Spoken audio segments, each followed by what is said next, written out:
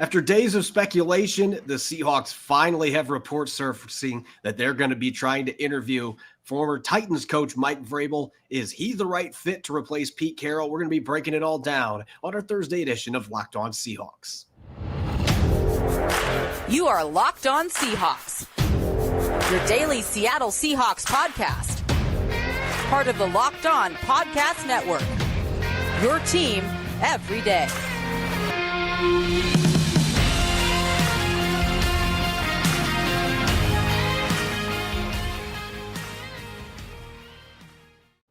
Greetings, 12. This is Corbin Smith, host of the Locked On Seahawks podcast, your daily Seahawks podcast, part of the Locked On Podcast Network, your team every day. Glad to be joined here for our Thursday episode by my co-host in crime, Rob Rang. And a special thanks to each and every one of the 12s out there. Thank you, as always, for making Locked On Seahawks your first listen 5 days a week. We greatly appreciate it, whether you're listening in from nearby Snoqualmie or down in Miami, Florida, just a couple hours from where I'm at. We greatly appreciate each and every one of you. The Seahawks have a new candidate that may be throwing his hat into the ring to replace Pete Carroll. We'll be diving into the fit for Mike Vrabel to continue his coaching career in Seattle, plus an in-depth look at Bobby Slowik, the rising offensive coordinator for the Texans, as well as Patrick Graham, the defensive coordinator for the Raiders, two coaches who have been linked to the Seahawks for interview request. It's a coach frenzy here on our Thursday show, brought to your way by Prize Picks, the easiest and most exciting way to play daily fantasy sports. Go to prizepicks.com/LockedOnNFL and use the code all lowercase LockedOnNFL for a first deposit match up to $100. Now for your lead story here on our Thursday edition of Locked On Seahawks.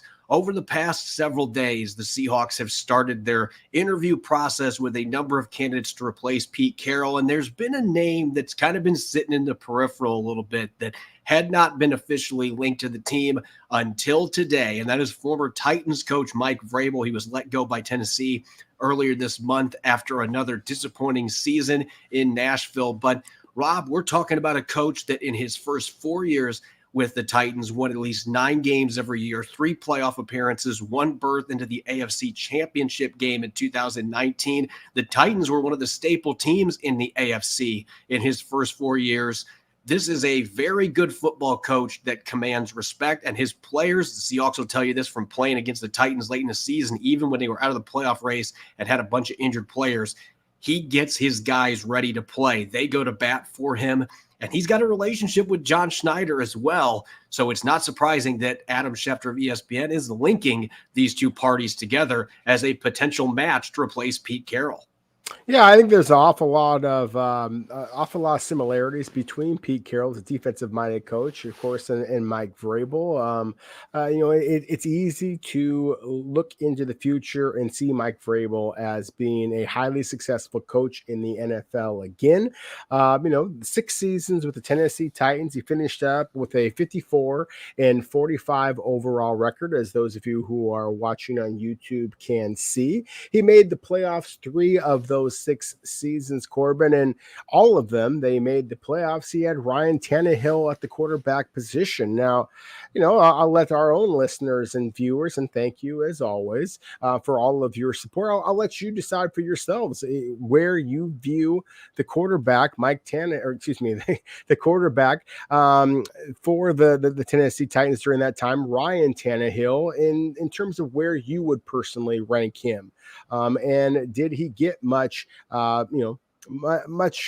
quality play at the quarterback position to help push the Tennessee Titans to the playoffs? I think that many people, certainly a lot of Seahawks fans, would argue that what the Seahawks currently have in Geno Smith might be an upgrade over what that Tannehill was able to provide the Titans during that time. So again, considering what you just said a moment ago, sir, that the way that the Titans played under Vrabel, even when they were struggling with losses, even when they had a rookie this past season and the strong arm Kentucky quarterback Will Levis, the Titans still were a formidable foe. They were a team that you had to absolutely beat.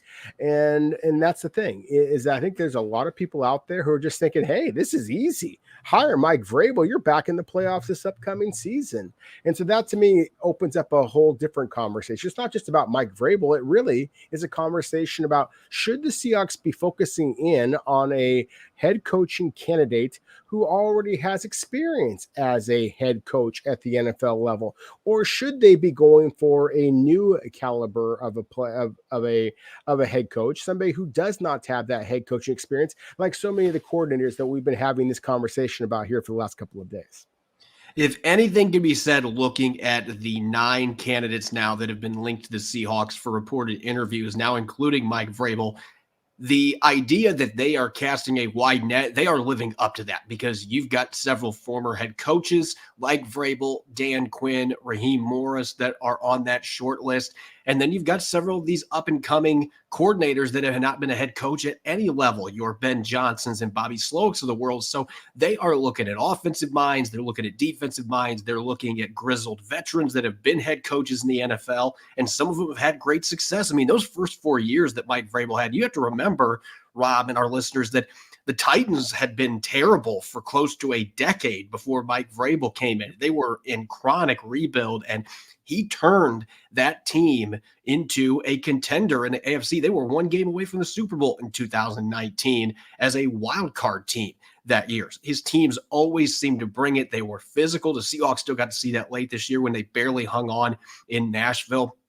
This is a team that's had a lot of personnel issues. They've had injury issues, and I don't think that Mike Vrabel's completely exempt from blame in that regard. He struggled at times to develop replacement players in Tennessee the last few years. So I think if there's a red flag with him, that would be the thing that would scare you. At the same time, when he had a veteran with a lot of really good veterans, we had a roster with a lot of really good veterans in Tennessee, that team was as good as anybody in the AFC. They upset the Ravens the year they went to the conference championship game. They had the Chiefs on the brink for a half in that game. He always got the most that he could out of his team, even when they had a diminished in talent the last couple of years. It just didn't lead to the victories. But I would think Seattle's roster, that's a ready-made situation. At the same time, you've seen what these last couple of years look like. And when you're looking at these young up-and-comers, you start thinking about the word potential. And you and I have talked about this before. That is a dangerous word with players. It is equally a dangerous word with coaches. We've seen plenty of wizard offensive coordinators,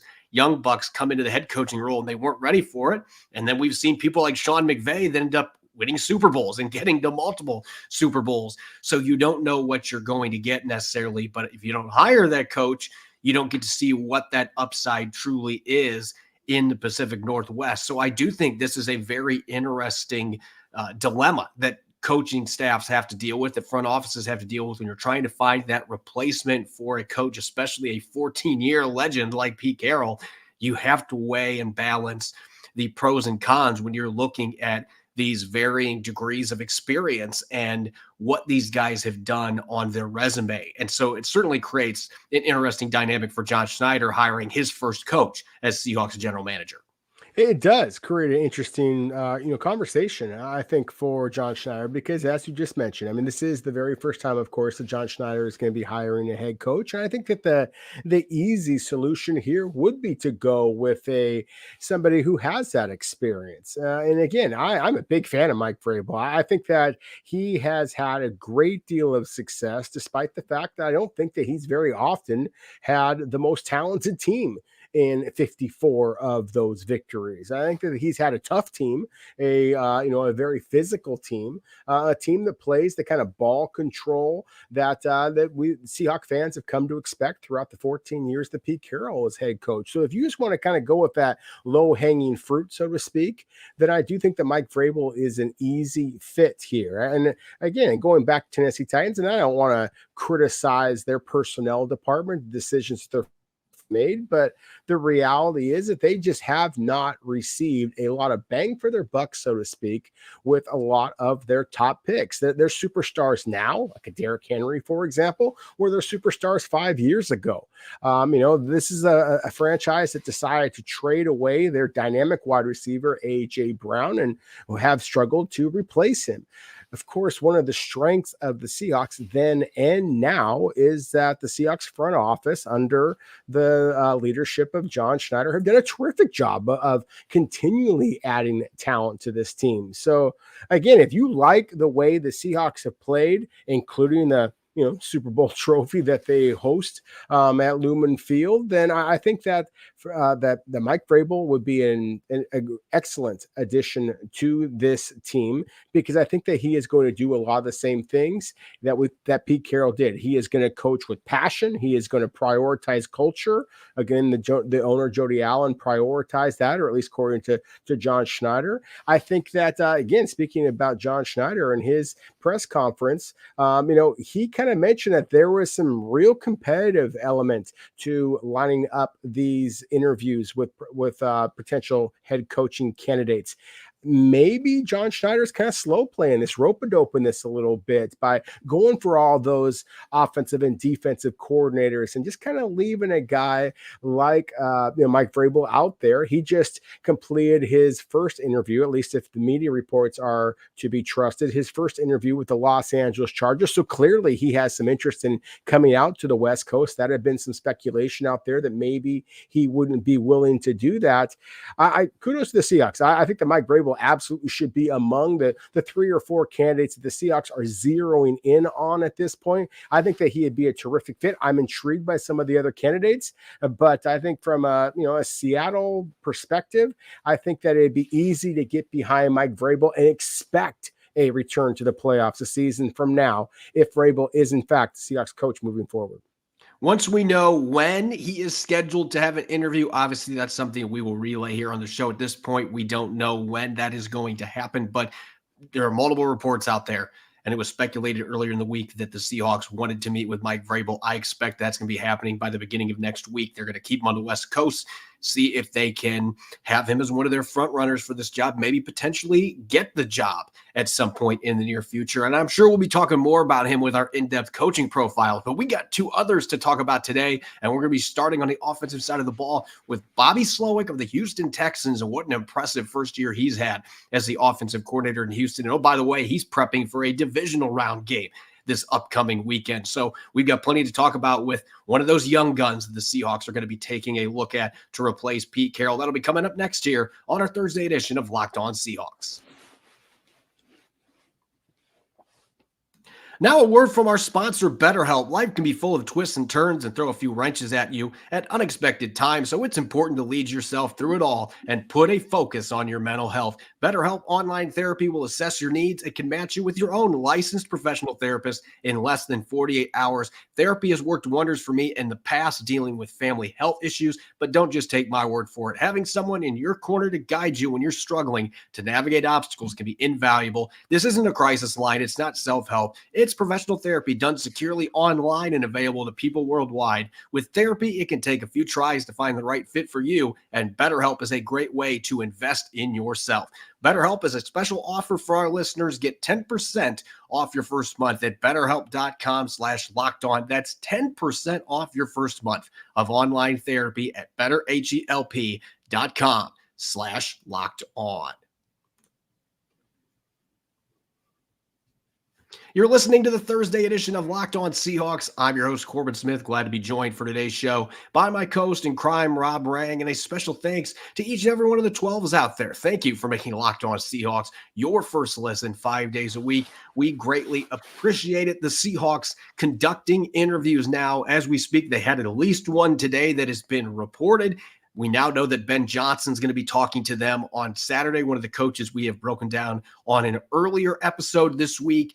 We're going to stick with another one of those young gun offensive coordinators here on today's show, taking a more in-depth deep dive at a coordinator that, quite frankly, is getting a lot of buzz from fans. We know a lot of our listeners have been mentioning Bobby Slowik with the Texans, and why not Rob? Look at what he's done in his first season as an offensive coordinator at the NFL level. He's got a rookie quarterback in C.J. Stroud, who's thrown 23 touchdowns and just 5 interceptions, in the top 10 in passing yards. And this is an offense that was dead last in the league in turnovers. And that is a category that you want to be near the bottom. They were 32nd with just 14 turnovers the entire season. The run game might not have been overly impressive, but 7th in passing offense. They didn't turn the ball over. They don't beat themselves. And they've had some injuries. He's had to adapt, and maybe that's the most impressive part of a 36-year-old coach, being able to make those adjustments on the fly with a team that already, on paper, did not have as much talent as some of the other teams that they outperformed this year. Yeah, I love that you mentioned the injuries. I'm going to just kind of slide over to that comment here just for a moment. Corbin, they had injuries at the quarterback position, running back position, wide receiver, and all along the offensive line. And yet here the Houston Texans are a year removed from finishing the NFL season with the worst record in all of football, and yet are now in the playoffs and playing very well. And certainly, the head coach, D'Amico Ryans, the star rookie quarterback C.J. Stroud deserve an awful lot of credit for that. But at the same time, Bobby Slowik absolutely deserves a great deal of credit as well. And, I touted Raheem Morris, currently the defensive coordinator of the Los Angeles Rams, in a previous show. And one of the reasons why I was really high on Morris is the fact that he is not just a defensive coordinator. He has previous experience coaching on the offensive side of the ball. Yep. That to me is one of the things that's most intriguing about Bobby Slowik. I mean, he's only 36 years old, but at the same time, and 36 and in his first season as offensive coordinator, but he's been coaching in the NFL now for 12 years. And when he first jumped into the NFL with the then Washington squad, now of course known as the Commanders, he was on the defensive side of the ball, and maybe there was a little bit of just working under his father, Bob Slowik, who was a defensive coordinator for 4 different teams in the NFL during that time under Mike Shanahan. And he has since gone on to coach under Kyle Shanahan, of course, now at the San Francisco 49ers. He coached under Mike McCarthy, who I thought it was interesting that John Schneider name dropped a couple of times unprompted throughout his press conference a couple of days ago. To me, what is really interesting about this is a very much a departure from the man that we talked about just a couple of moments ago, and Mike Vrabel, who some will say, oh, he's just another retread. And oh, by the way, so was Bill Belichick, so was Pete Carroll, et cetera, et cetera. But if you want that new young buck, that new young gun, as you said, that child prodigy, then Bobby Slowik might be that kind of a guy. And if you want an offense that is built more around the passing game, but yet still has those kind of classic West Coast fundamentals that Mike Shanahan, that Kyle Shanahan have had so much success and in the past, then I think that Bobby Slowik is somebody that Seahawks fans should be getting themselves familiar with, just because of the fact that his success speaks volumes around the NFL. There are clubs all throughout the league who are lining up to interview this young man. Some of our listeners are going to see the previous guide or graphic that I had up, and it shows that the Texans finished 22nd in rushing yards. And they're going to say that's not a Kyle Shanahan apprentice, but this is not a team that was built to run the football very well this year. They have question marks at the running back position. Devin Singletary is a fine back, but he's not going to be viewed as a top 10 runner. And this offensive line had question marks both in pass protection and run blocking as a unit coming into this season. And so I don't think anybody expected this was going to be a team that was going to be a top running team, but you can see the influence from Kyle Shanahan when you look at the personnel and formation usage. The Texans were 4th this year, running 21 personnel with 2 backs in the field, 23.4% of the time. So almost a quarter of their offensive plays. That has been a trademark for Kyle Shanahan and Mike McDaniel, who learned under Kyle Shanahan. That Shanahan system, they still like to run those 2-back plays as much as anybody. Didn't have any 13 personnel usage this year. Not a ton of multi-tight end sets, but you'll see a lot of 11 personnel. You'll see a lot of 21 and 22 personnel. They are going to use a lot of multi-running back sets and a lot of under center as well. 2nd in the NFL in I formation usage, which again, that goes back to that Shanahan coaching tree. So the run game wasn't something they could lean on as much in Houston this year because of the personnel that they have. and the lack of talent to be able to do so. But I think if you put him with a roster that has Ken Walker III and Zach Charbonnet running the football, and he can find a way to continue improving that offensive line, that absolutely Bobby Slowik would be like Kyle Shanahan, and they would try to build their offense around the run game and play action passing game. Yeah, I 100% agree with you. I mean, that was one of the things that really struck me as far as Bobby Slowik. And he kind of talked about how, I've watched a bunch of his press conferences, and one of the things that he talked about is just how he was focusing in on the players that the Houston Texans have rather than the plays that he has in his own playbook. And he just recognizes where the unique talent was on this current Texans roster. And again, it's the quarterback position, CJ Stroud. It's the fact that they have a big play, big wide receiver in Nico Collins. They have one of the absolute most dynamic rookie wide receivers, Tank Dell. He went down with injury about a month ago, and yet the Houston Texans offense has still kept humming. And you mentioned the running back Devin Singletary. I mean, he's kind of a smaller guy, even smaller than Kenneth Walker III. They have another pounding back in Damian Pierce, who was one of the offensive rookie of the year candidates 2 seasons ago. That's, to me, is one of the things that is actually most intriguing about the Houston Texans is they did have kind of a two-headed monster at the running back position, similar to the Seahawks. And so I do think that it might be a kind of a hand-in-glove fit here where you have a head coach candidate, at least in Bobby Slowik, who does have some experience using a very big, physically imposing type of a wide receiver in Nico Collins. It's very similar in some ways to DK Metcalf. He's got a dynamic speed threat, which Tyler Lockett has proven over his career to be. Again, in the aforementioned Tank Dell. And again, this kind of multiple running back look. And you mentioned one of the statistics that to me is most incredible about the success that the Houston Texans have had. The fact that they were last in the NFL in offensive turnovers. The fact that they don't have a run-heavy offense, that it is more based on the passing game with a rookie quarterback and yet finish last in the NFL in turnovers themselves really is a testament to the type of play calling that Bobby Slowik had for the Houston Texans this past season. So again, to me, the easiest way to get better in the NFL is just don't turn over the damn football. And nobody did that better than Bobby Slowik and the Houston Texans this past season. He does feel like one of those coaches who is very much on the rise.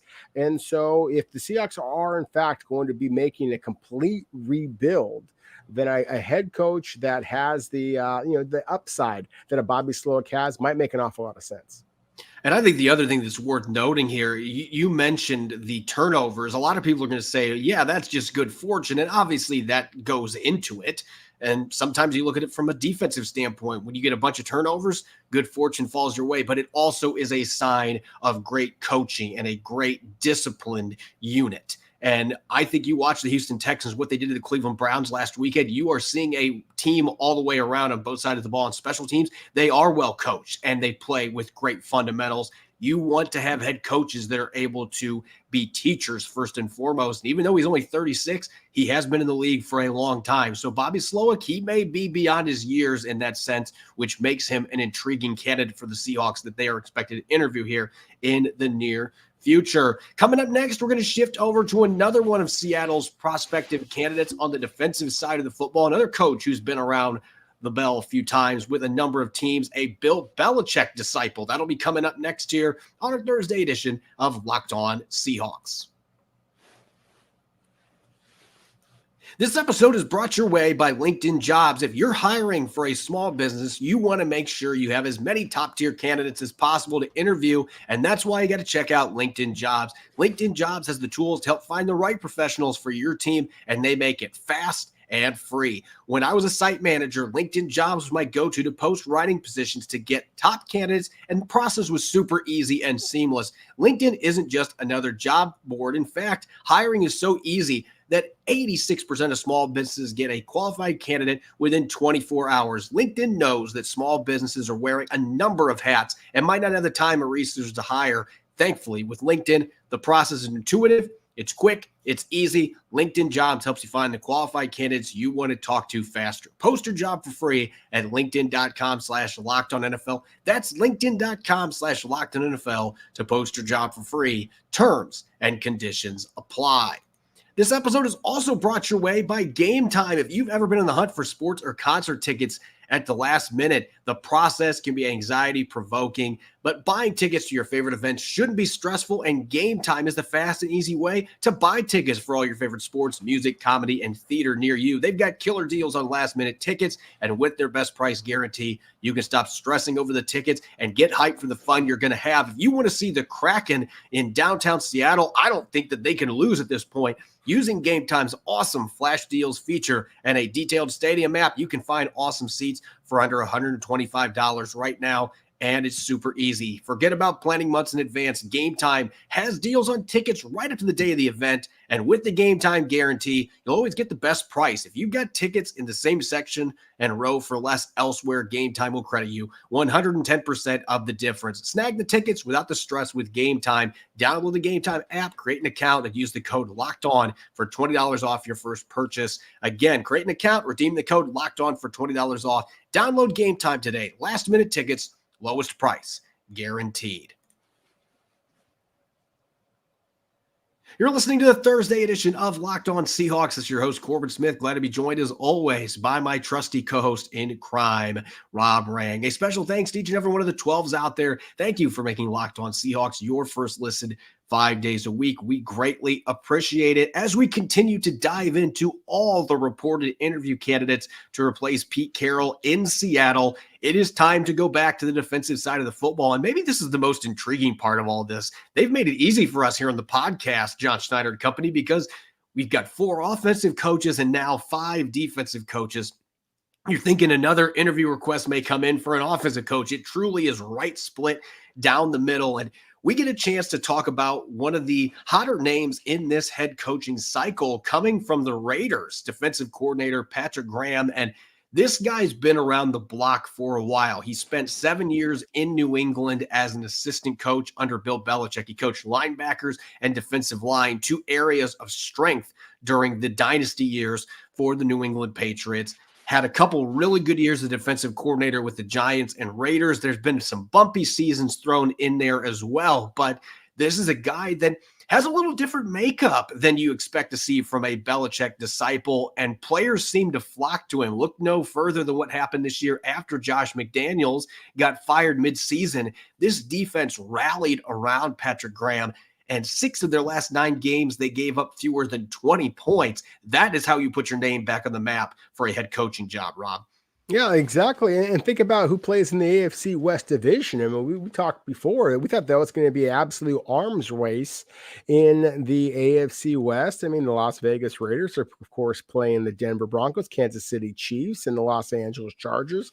3 of the highest paid and most gifted quarterbacks in all of the NFL, certainly among the most explosive offenses in all of the NFL. And under his guidance, the Las Vegas Raiders turned in a top 10 defense. And so I think you have to give him an awful lot of credit. And while he has not served as head coach, he is on his 3rd stop as a defensive coordinator, as you mentioned a moment ago. I mean, he was with the Raiders the last 2 seasons, with the New York Giants the previous 2 seasons, and then was the defensive coordinator under Brian Flores in Miami for a year. Brian Flores in Miami, Joe Judge in New York, and then, Antonio Pierce and previously Josh McDaniels in Las Vegas. Those are all people who were connected to Bill Belichick and the New England Patriots. So this is kind of a continuation of the so-called Patriot way. And so, again, it's kind of like somewhere in between what we were talking about previously with Mike Vrabel, and certainly a defensive-minded head coach who has some experience, but then a guy here who is about to turn 45 years old next week, actually on Wednesday specifically. So, hey, happy early birthday to Patrick Graham. But I think that it's somebody who has some experience as a coach, and he worked his way to get into this position. 7 years he was was working at the college level before Bill Belichick brought him up to serve as a defensive assistant. And then again, has worked his way up now, almost 20 years in the NFL. And the fact that he has had success everywhere that he has gone, he's coached every level of the defense, especially focusing in on the front seven, where, let's be real, the Seahawks have an awful lot of decisions to make moving forward here with their entire linebacking core, free agents this upcoming offseason, and of course, some big decisions to be made along the defensive line. I would argue that their best defensive lineman, at least down the stretch, was Leonard Williams, and he is a free agent as well, and somebody that, of course, Graham is going to have some familiarity with. There's an awful lot of reasons why I think that Patrick Graham deserves, again, a great deal of attention from Seahawk fans. He is not one of those coaching candidates who I think is going to get a great deal of attention, but he was one of the very first ones, at least according to the media reports, that the Seahawks reach out to. And the Seahawks are far from the only team that Patrick Graham has been linked to as well. So to me, this is one of the very intriguing names, one of those under the radar type of names. And as someone who has swung and missed over and over again with John Schneider when it comes to the NFL draft prognostication, just because there's a lot of people out there who are kind of overlooking Patrick Graham when it comes to the Seahawks, that's all the more reason why I think the Seahawks fans should be focusing in on him. Just because, again, John Schneider, if you expect him to zig, then he zags, and Patrick Graham is a legitimate coaching candidate out there who has an awful lot of buzz around his name when you talk to the people inside the league, not necessarily people in the media side of the ball. I'm just going to be cutting to the chase here, Rob. We talked so much about Frank Smith yesterday, who is one of my favorite candidates in this entire group that has been linked to the Seahawks.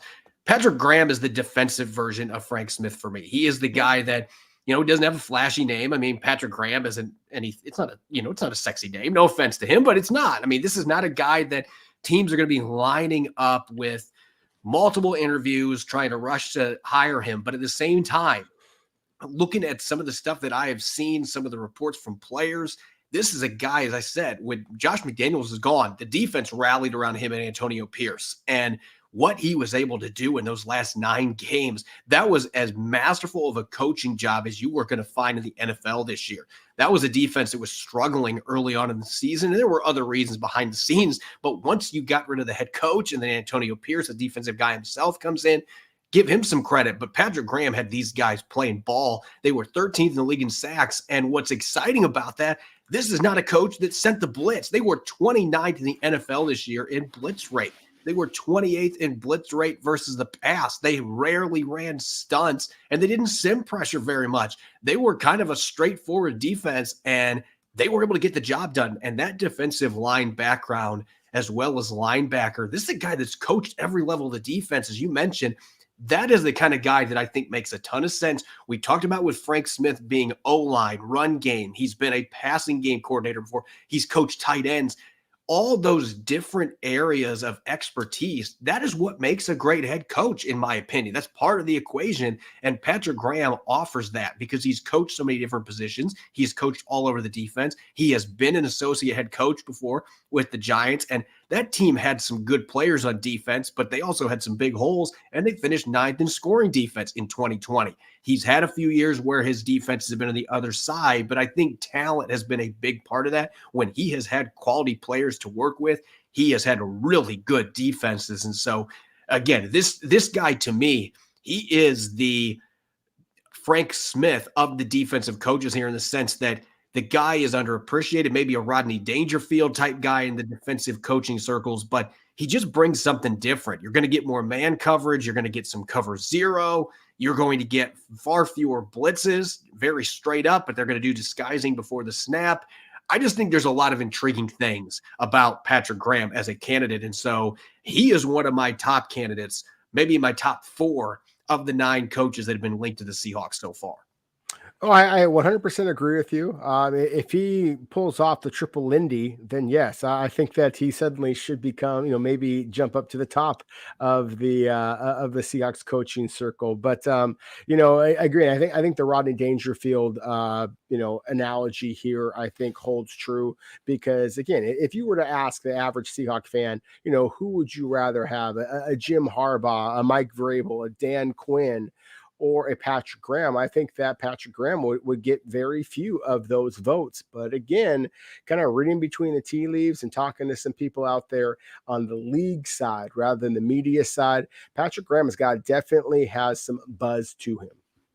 He absolutely does. And he is a coach that is going to be interviewing with the Seahawks here in the next few days. I don't think that a specific date has been reported for him, but certainly the Seahawks are one of several teams. I believe 4 of the 7 teams with vacancies have requested interviews. So fans might not know who he is, but teams certainly do. And you should, with the way that he coached up the Raiders at the end of the season and bring some different dynamics. And oh, by the way, coming from that Patriots staff, some of those coaches have not fit in well with players. You don't hear those kind of things about Patrick Graham. He relates well with players. He is a well-respected coach.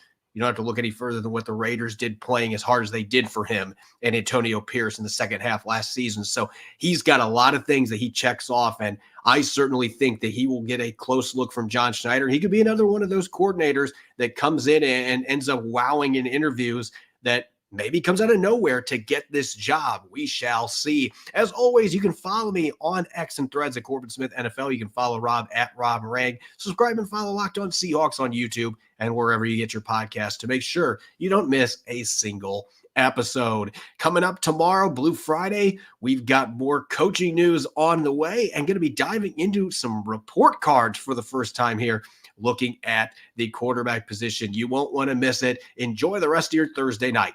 Go Hawks.